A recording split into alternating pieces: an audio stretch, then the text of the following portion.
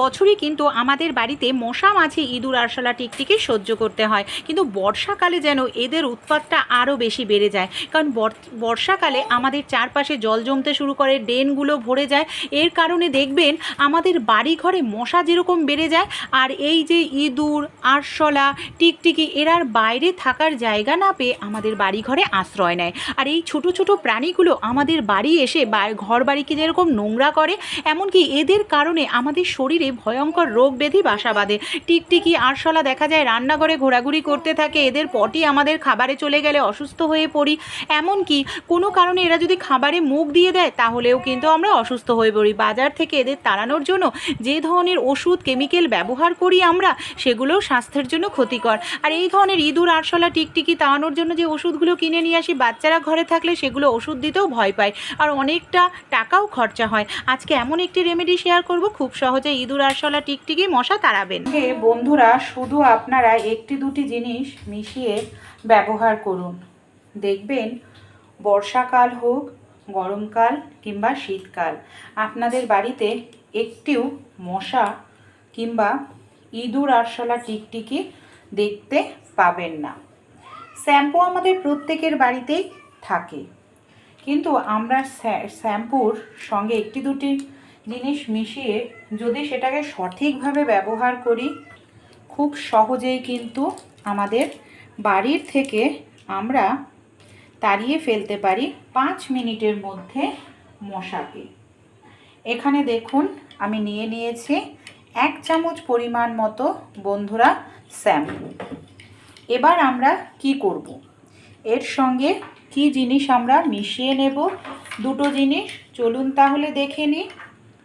আমাদের বাড়িতে এই ধরনের অনেক ওষুধ কিন্তু থাকে, যেগুলোর ডেট শেষ হয়ে যায়। সে ট্যাবলেট ওষুধ হোক কিংবা লিকুইড ওষুধ, ডেট শেষ হয়ে গেলে আর কোনো কাজেই লাগে না, তাই এই ধরনের ওষুধই ব্যবহার করতে পারি। তাই দেখুন ওষুধের ডেটটা শেষ হয়ে গেছে, সেই ওষুধই এখানে আমি 1 চামচ পরিমাণ মতো নিয়ে নিলাম। এখানে আমি এটা নিয়ে নিলাম, লিকুইড ওষুধ ছিল, ডেট শেষ হয়ে গেছে।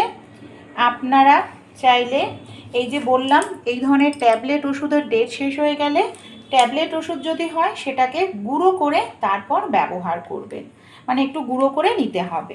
তা আমার লিকুইড ওষুধ ছিল বলে আমি আর গুঁড়ো করার প্রয়োজন নেই। শ্যাম্পুর সঙ্গে ওষুধটাকে না খুব ভালো করে এইভাবে মিশিয়ে নিন। দেখুন আমি এখানে খুব সুন্দর করে শ্যাম্পুর সঙ্গে ওষুধটাকে মিশিয়ে নিচ্ছি। তাকে খুব ভালো করে মেশাতে হবে। এর মধ্যে আমি যে জিনিসটা নেব বন্ধুরা, সেটা হলো কর্পূর। পুজোতে যে কর্পূর আমরা ব্যবহার করি, আমি এখানে ভালো করে গুঁড়ো করে নিয়েছি, যাতে খুব সুন্দরভাবে কর্পূরটা মিশে যায়। এর জন্য আমি গুঁড়ো করে নিয়েছি। এখানে আমি ছোট একটি কর্পূরের দলা ভালো করে গুঁড়ো করে নেওয়ার পর খুব সুন্দর করে দেখুন এইভাবে আমরা মিশিয়ে নিচ্ছি। আর যে জিনিস ব্যবহার করা হচ্ছে আমাদের বাড়িতেই থাকে প্রত্যেকেরই, আমাদের এর জন্য অনেকটা টাকা পয়সাও খরচ করতে হবে না, কেমিক্যালযুক্ত জিনিসও ব্যবহার করতে হবে না। এখানে বন্ধুরা আমি নিয়ে নিচ্ছি রসুন। রসুন আমাদের বাড়িতে প্রত্যেকেরই কিন্তু থাকে। হাতের কাছে রসুন যদি না থাকে পেঁয়াজের ব্যবহার করতে পারেন, কিন্তু আমি বলবো পেঁয়াজটা না নিয়ে আপনারা রসুনটাই ব্যবহার করুন, কারণ রসুনের গন্ধটা বেশি ভালো। যদি না থাকে পেঁয়াজও নিয়ে নিতে পারেন। পেঁয়াজের গন্ধেও দেখবেন বাড়ি থেকে আরশোলা মশামাছি পালিয়ে যায়, সেরকমই রসুনের যে একটা স্ট্রং গন্ধ, সেই গন্ধটাও কিন্তু মশামাছি আরশোলা সহ্য করতে পারে না। এখানে একটি পাত্র আমি নিয়ে নিচ্ছি। পাত্রের মধ্যে যে রসুনটা আমি নিয়েছি, সেই রসুনটাকে এখানে দেখুন খুব ভালো করে আমাদের গ্রেট করে নিতে হবে, যাতে রসুনের যে গন্ধটা সেটা ভালোভাবে বের হয়। দেখুন আমি এখানে খুব ভালো করে এইভাবে গ্রেট করে নিলাম। এবার আমরা কি করব, এর মধ্যে আমি দিয়ে দেব 1 গ্লাস পরিমাণ জল। জলের পরিমাণটা অবশ্যই ঠিক রাখবেন। যদি জল বেশি দেন তাহলে সব জিনিসই বেশি দিতে হবে। এই যে জলের মধ্যে আমরা আগে থাকতেই এখানে এই যে শ্যাম্পু আর ওষুধ আর কর্পূর ভালো করে মিশিয়ে রেখেছিলাম, সেই মিশ্রণটাই আমি এই জলের মধ্যে দিয়ে দিচ্ছি। এই দেখুন, জলের মধ্যে দিয়ে দিলাম। এবার আমাদের কি করতে হবে, খুব ভালো করে এটাকে মিশিয়ে নিতে হবে। খুব সুন্দর করে এটাকে মিশিয়ে নিন। আর মেশানোর পর আমাদের এটাকে ঢেকে রাখতে হবে। আপনারা সঙ্গে সঙ্গে এটাকে ব্যবহার করবেন না। 15 থেকে 20 মিনিটের জন্য এইভাবেই ঢেকে রাখুন। এখানে 15 মিনিট পর আমি ফিরে এসেছি।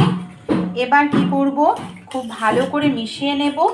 এর মধ্যে একটা জিনিস দেব, সেটা হলো ভিনিগার। যেহেতু এটা প্রাকৃতিক জিনিস দিয়ে তৈরি করা হচ্ছে, ভিনিগার না দিলে বেশি দিন ভালো থাকবে না।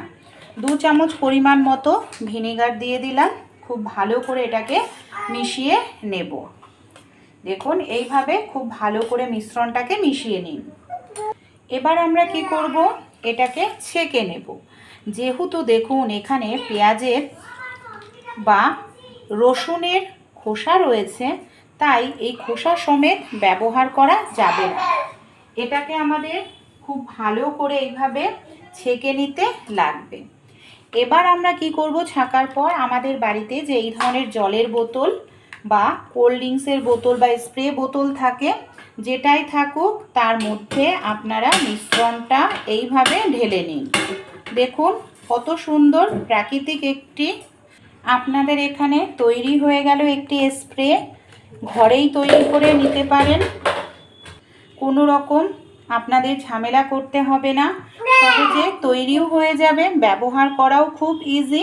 এমনকি বাড়ি থেকে খুব সহজেই আপনাদের আরশোলা, ইঁদুর, টিকটিকি, এমনকি মশা দ্রুত তাড়াতাড়ি গাছপালা থাকে, এইভাবে সেগুলোতে স্প্রে করে দেবেন। দেখবেন এইভাবে স্প্রে করে দিলে এই সব জায়গায় মশারা একদম লুকিয়ে থাকতে পারবে না। যেখানে আমাদের ডাস্টবিন, সেই সব জায়গাতেও স্প্রে করতে হবে। বাড়িতে যদি সোফা থাকে, সোফার নিচের দিকে বা চেয়ারের নিচের দিকে 2 বেলা করে স্প্রে করবেন। এই ঘরোয়া রেমেডিটি ট্রাই করুন। ওয়াশিং মেশিনের পেছনে, ফ্রিজের পেছনে কিংবা বেসিন সিঙ্কের পেছনে যেই সব জায়গায় মশারা লুকিয়ে থাকার সম্ভাবনা, আশা করছি অ্যাপ্লাই করুন, খুব ভালো রেজাল্ট পাবেন। সন্ধেবেলায় পর্দাতেও এইভাবে একটু স্প্রে করে দেবেন। 2 বেলা করে স্প্রে করুন। এর গন্ধে দেখবেন খুব দ্রুত তাড়াতাড়ি মশারা পালিয়ে যাবে। এমনকি মশারা শুধু নয়, আরশোলা, ইঁদুর, টিকটিকিও পালিয়ে যাবে। ঘরোয়া রেমেডি, কোনো রকম সাইড এফেক্ট নেই। ব্যবহার করে দেখুন কেমন